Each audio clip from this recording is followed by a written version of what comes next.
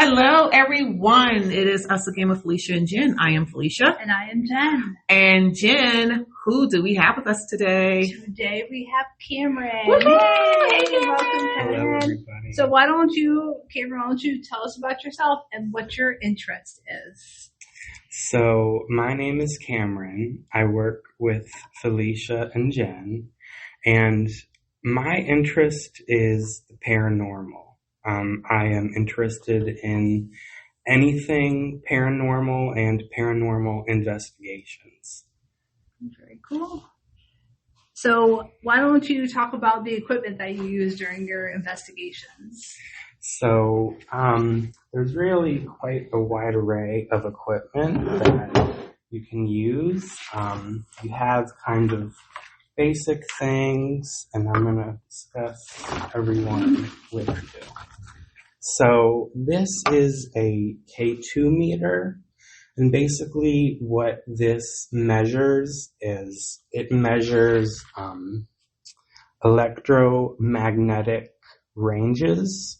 So if you put this next to like a cell phone or like an appliance, anything that uses electricity, it will go off. So you can turn it on, and if you put it near something that uses electricity, if you put it near a phone, it'll go off. So the thought with this is, if you are in a environment void of all electronics and this goes off, then that could be paranormal energy trying to make contact with you. Oh, interesting. And then here we have a REM pod, and this kind of works in the same way as a K2 meter, but this can be triggered with touch, a temperature change, and also the electromagnetic field. So if you're doing a investigation, you can just turn this on, and it can be triggered by touch, or if it senses a sudden change in temperature or electromagnetic energy, it will go off. Interesting. And then let's see what else. And it's for our listeners, I just want you to know that Cameron came in with a red duffel bag full of his equipment, which is pretty cool. And then this right here is a spirit box. And essentially what it is, it's an AM FM radio that has the ability for you to essentially skip through channels at a very fast rate. And you can control whether it sweeps forward or reverse. And the thought behind this is that if the sweep rate is at a certain rate, it would be basically impossible to hear words on radio stations or songs that are playing. So if you have this on and it's sweeping at, I think they say the bass range is like 100 to 150, and you can hear something that is a word, then that could possibly be spirits trying to communicate with you. Wow. And then, let's see what else. So, this is a thermal camera. It's kind of just your basic run-of-the-mill thermal camera that you can get anywhere. And really, it's used in other fields, like maybe HVAC or some service industries. But with the thermal camera, you can turn it on.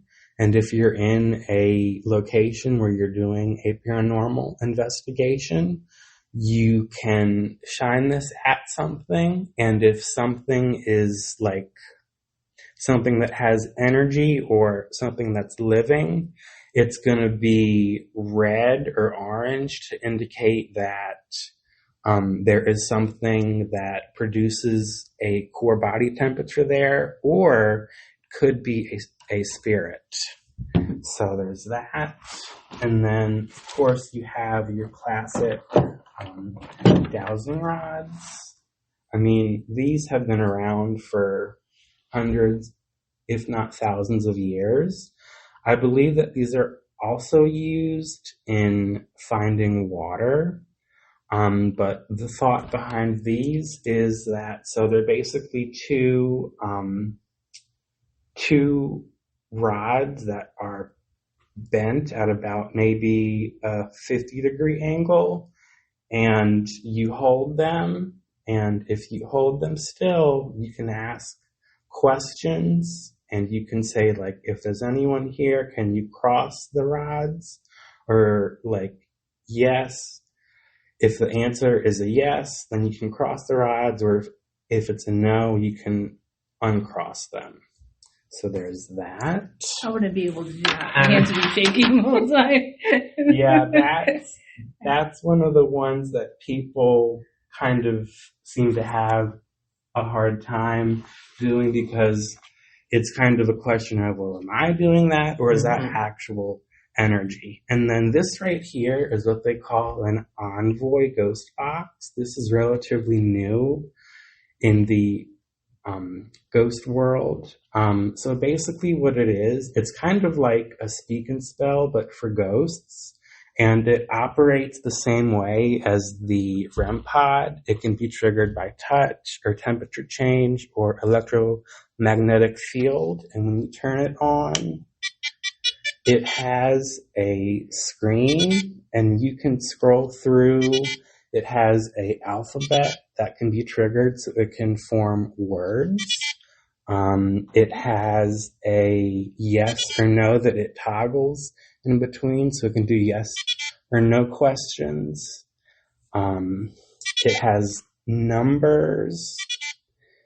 And one of the ones that I think is kind of silly is it has a emoji section where it will toggle between different faces, like happy, sad, angry, and those can be indicated as well. And you can also control the sensitivity of each trigger. So like you can make the touch be all the way sensitive or no touch at all.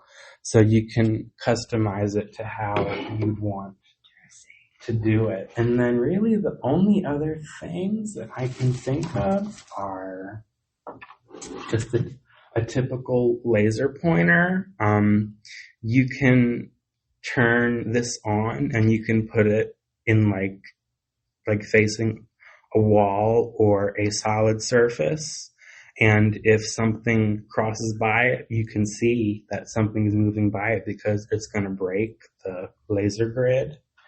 And then the next thing is really kind of funny. It really isn't even meant for ghost hunting. It's actually a cat toy. It's just a little clear ball, and I think they have the sickle cell batteries in it, and you can turn it on, and then if you let it be, and then if it's touched, it will trigger multicolored lights. Oh, cool. And then the only other thing is just like your basic audio recorder. You can use those in investigations, and you can start to record conversations or things like that. And sometimes when you roll back the audio footage, it can catch things that the human ear doesn't. Oh, wow. Wow. So, like, when did the interest of paranormal begin for you? Well, I've always kind of been fascinated with the paranormal world and things of that nature. But I would say that it started for me at a young age when I took a trip to Gettysburg, Pennsylvania, and a picture was taken of me in front of the orphanage in Gettysburg. And this was back in the early 2000s when they still made the disposable cameras that took film, and you could take them to the drugstores and have them developed. And when we got the photos back from the drugstore, there were at least maybe 15 or 20 different little colored spheres. I think that some of them were white, some of them were kind of brownish and some were a little bit orangish. And we were never able to put a logical reasoning to why they were there. It wasn't raining. It was at night, actually. So that was kind of when the whole interest started. Oh.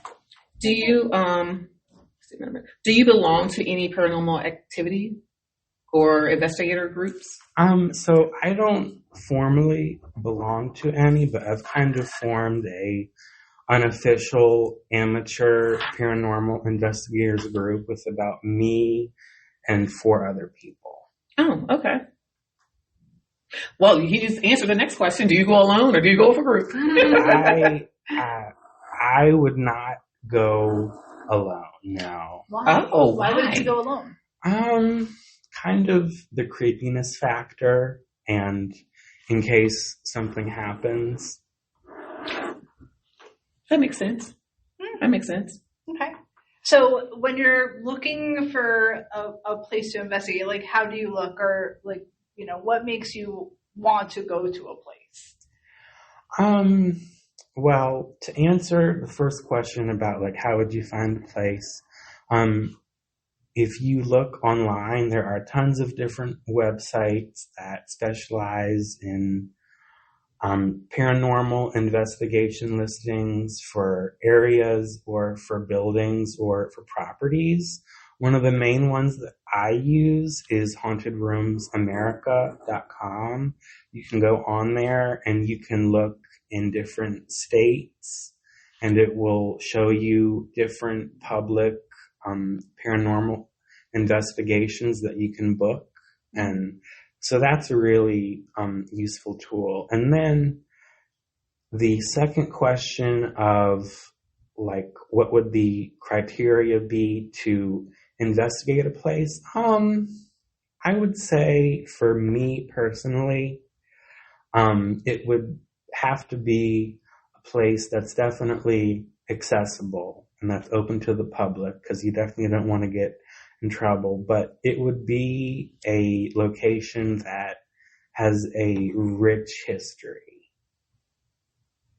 Is there a place you really, really, really want to visit? That's a really interesting question. I would like to visit all the places. Okay. But I would love to visit Penhurst Asylum in Pennsylvania. What is it about that place? So it's your basic run-of-the-mill asylum from America's dark history with mental health. But I think what it is maybe the history behind the walls. And the only indoor paranormal investigation that I've done was inside of a boat. And that was still kind of a little bit, influenced by outside environments because it was open to noises and light pollution. So I feel like if there's a paranormal investigation in a building that's, structurally sound, I feel like there's less chance of outside, noise pollution, and it would be a more thorough investigation. Oh, okay. So I'm sure all of us have, well, I'm sure you have, but watch those paranormal investigation TV shows. Mm-hmm. Is there a difference between like going in by your, with your group and then what we see on TV? I definitely do feel like a lot of the shows are doctored up for TV because, that's what they are. They're TV shows. But I do believe that some of them might be somewhat accurate. One of those would be the Dead Files with the lady. I can't think of her name. I think it was Amy something. So she is the psychic medium. And then her partner is a retired New York City homicide detective. So she kind of goes in first and she kind of takes in the spiritual aspect, and then he goes in behind her and he does the actual digging and the investigation work. Okay. So when you see that there's some paranormal activity, do you believe while you're investigating that there's a purpose behind the activity? And do you think there's activity because someone's trying to communicate with you?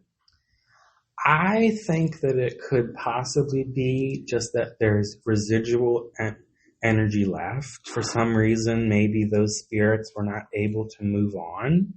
And for some reason, they are tied to that either building or property. I don't believe that necessarily it's that they're trying to communicate always. They could just simply be existing in the afterlife and maybe going about their daily routine. Interesting. So when you do an investigation, are you ever scared? There have been maybe a couple of times where I would be a little bit scared, but I kind of feel like that's part of the thrill, is kind of getting scared to some extent. Yeah. That adrenaline rush. Yeah. What's going to happen? What's Yeah. going to happen? So, do you believe that the spirits can follow you? Like, if you were to go somewhere, do you think they could possibly follow you home? I most certainly do believe that. I have talked to people that I've met at investigations that they've said that something has followed them. Me personally, I wouldn't be upset if something followed me, as long as it was nice and it didn't interfere with my day-to-day life. But if it was something that maybe wasn't so nice, then I would be like, yeah, no. But That was one of like my thoughts. Like every time we watch the paranormal things on TV or people talk about it, it always seems like they're so mean, like they're out to harm you. There has to be a nice ghost, right? yeah, I kind of feel like a lot of what you see on TV is kind of maybe doctored up. Mm-hmm. They might inject some lies about a spirit's past and say, well, they were an evil person. I mean, I definitely do believe that there are evil entities and there are good entities, but there are three given unwritten rules of paranormal investigations that you really want to follow. So the first one is, when you go into a investigation, you want to be in a clear mindset. You don't want to bring any negative energy or feelings that you have from your personal life into the investigation, because the spirits can pick up on that and they can use that to manifest or to attach themselves to you if there's something that's negative. And the second thing is, you always want to be respectful of the spirits. You don't want to, go in there and be disrespectful and say, oh, well, come on, let's go. Where are you guys at? You always want to be respectful. You kind of want to talk to them as if you were talking to your mother or one of your parents, or maybe your grandparents, or even a family member. Mm-hmm. And then the third rule is that you never want to openly ask, are there any demons here? You don't want to do that. And if a spirit identifies itself as a demon or something that's dark, that's kind of the sign to say, okay, well, we're going to pack it up, because they say that ghosts can disguise themselves as demons and dark beings, but we don't really know what it is. So you don't even want to mess around with that. And then there is one more thing. If you don't want anything to follow you to your personal life from the investigation, generally you don't. But some people say, well, if the entity is nice and they don't mess with me and my personal life, then it would be okay. But generally, you don't want them to follow you. So after you do a investigation, you can kind of make up your own saying, but it has to be powerful and it has to be something along the lines of, well, thank you so much for your time. It was really nice, to learn about your story, and we didn't mean you any harm, and I came here alone and I will leave here alone. Wow. So do you believe in like spirits that are not human, or is that just... I certainly do believe that there are dark things that aren't of human origin in this world, and those are the ones that you don't want to mess with. Fair enough. I'm not doing that. So when it comes to doing your investigating, ballpark, how much would you say it could cost a person to, have the equipment that you have and maybe get some other equipment? So your basic equipment in terms of ghost hunting would be probably maybe the voice recorder and the K2 meter and maybe a flashlight, because they do say that spirits can press a physical button and they can make a flashlight go on and off. Those are kind of like your basic ballpark things. This K2 meter here was about $6 on Amazon, and you can get, of course, a flashlight anywhere. Mm-hmm. And then voice recorders are maybe like $15, $20. Now, when you get to the other pieces of equipment, like the spirit boxes, that's where it starts to get a little bit pricey. This is like the bare bones basic spirit box, and if I'm not mistaken, this was about $90. The REM pod, and this is like an off-brand REM pod for like the name brand REM pods that you see in all the shows and stuff. Those are like $400. Oh, wow. This was about $150. The thermal camera, I think this was about maybe $150, $200 within that range. And then the laser grid, you can get that for maybe $10, $15. There's equipment that you can just purchase like at regular stores that have multiple purposes. But then there's also equipment that's kind of distinctly made for ghost hunting. And those are the kinds of things that tend to be very expensive. This Envoy spirit box was $400. So it can definitely get up there in terms of prices. You can actually buy a lot of the stuff off of Amazon, believe it or not. And then they have the companies that are specifically made for manufacturing paranormal equipment, and those tend to be the ones that are more pricey. So that's the equipment side. And then when you look into the location of where you want to book, it can vary. So if you're doing just maybe like a 2 or 3 hour investigation, rates generally start at maybe $50 to $100. But if you're doing like a 6+ hour investigation and you have free range of like a whole campus of buildings, that can be upwards of maybe $200 to $300 per person. Oh, is this something you could do as a living if someone wanted to make a living out of this? Is that possible? Well, if they didn't really have a lot of bills, like most people do nowadays, like if they didn't have a car note, if they lived in a house that was passed down to them and they didn't pay rent or a mortgage and they just pay for utilities and insurance and cost of living, potentially maybe. I do know that there are obviously groups that get to be so big that they maybe get their own TV show. I think that definitely if you invested a good chunk of your life into it and money, possibly yes, but somebody working 40 plus hours a week reasonably, they could maybe do like a side hustle and maybe make like a couple of $1,000s a year off of this, but to completely support them financially, no.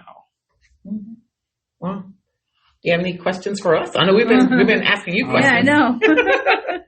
Do you guys believe in ghosts and otherworldly things? And have you had any unexplainable, what you would think would be a paranormal event? You want to go first? I can't. So, it kind of terrifies me to think that there might be some ghosts out there. I would say generally no, but I'm okay not knowing. Maybe if I went on an investigation with somebody that like you or, somebody who knew what they were doing, I might do it. But kind of terrified. Two, have I ever experienced some things? Yeah. So I have two quick stories. So my first time I could really ever remember it being creepy was after my grandpa died. Like my grandpa was like really big into like the afterlife and reincarnation, and he read books all of the time and was really big on that. So if there was ever a person to find a way to come back, it would have been my grandpa. And after my grandpa died, I would stay with my grandma, and my aunt and my cousin lived there at the time, and I would be upstairs and I would hear my grandmother or my aunt or my cousin call me to come see them. And I would go downstairs and be like, hey, like, what'd you want? And they'd be like, nothing. And it would happen to everybody in the house. Mm-hmm. Like they would come to me like, what did you want? And I'm like, nothing. So I don't know if that was my grandpa trying to play tricks. That definitely could be. I mean, from my personal experience, I have had similar things where I've heard my name called in wherever I'm living, and either nobody is home or nobody's on the same floor that I'm on. So yeah, that definitely could be a spirit trying to either mess with you or maybe contact you. Maybe you could be a sensitive yourself if you're hearing possible voices of spirits, because they say that people who sometimes pick up on voices and there's nobody there, that they could have sensitive or psychic abilities. And the other one was my other half and we bought our house, and our house was built in, well, they say 1920. But I think it was before then. I think that's just where they put it, like, on the whatever they register them on. I really think it was built before then. But we bought the house, and the front porch light didn't work. And watching a scary movie in October, and we just, like, looked at each other because you could see it out of the corner. The light just popped on out of nowhere, and it hasn't gone off since. And we're just like, well, that's really creepy. And not long after that, other half lost his wallet, has never lost his wallet. We looked everywhere. We called everywhere. Nobody can find it. He went ahead, canceled everything, called the cards and got all new stuff. And we were just having a conversation. And I was like, that wallet was just right there. Like we could have walked over it 100 times in like a day. And there's no way that wallet was there before. Yeah. And it happens again not long after that. So we always felt that when we got that house, that the ghost, if it was there, was trying to test us, or it was like a little bit of a prankster. Yeah. But then after that, it seemed to have died down. Some random things happened, and we're just like, well, it's kind of creepy. But for the first month or two, there were some weird things going on. That's really interesting. I've also actually recently have had sort of the same thing occur, like you were saying with the wallet, but with a bottle of ibuprofen and nausea medication. Huh? I purchased it from the store, and it was put one place in our apartment where I live, and nobody touched it. Nobody opened it up, and I went to go look for the ibuprofen, and it was gone. I looked everywhere, and it has yet to be found. Oh, wow. So maybe I do have the ability. I do believe in spirits. And I know there was an apartment I was living in with my mom. We lived there by ourselves, and I was not home. And when I came home, she said she left to go to a friend's house because she kept hearing a little girl laughing. So she thought I had one of my goddaughters at the house. I'm like, no, I'm not even home. And then one day I was home by myself in this apartment, and I'm guessing, because I used to work at night, I used to sleep during the day. So I thought maybe my mom came home and there was a knock on my bedroom door. And I said, come in. It was a knock. Come in. So I got frustrated. I get up and I'm like, you can come in. My mom's not even home. But I know I heard this knock. And then I was told later on that in the same apartment building that they were told that there were some strange things happening there. But I definitely do believe in spirits, and I do believe that things can happen. Yeah. They say that if you look at the palm of your hand, and if you have more than 5 lines that intersect, that you have some sort of sensitive or clairvoyant abilities. I think I do. I don't know. I don't know. And to people who are maybe skeptical about if spirits or anything otherworldly exists, what I would say is to do an overnight paranormal investigation, and you will probably 9 times out of 10 either have equipment go off, and it will either maybe be an answer to a question, or you might just hear something that goes bump in the night. Myself, I have had numerous kind of unexplained encounters throughout my life, but one of the most, I would say, scariest experiences that I've had was when I was a teenager, and me and a couple of my friends went to Governor's Bridge Road in Bowie, Maryland.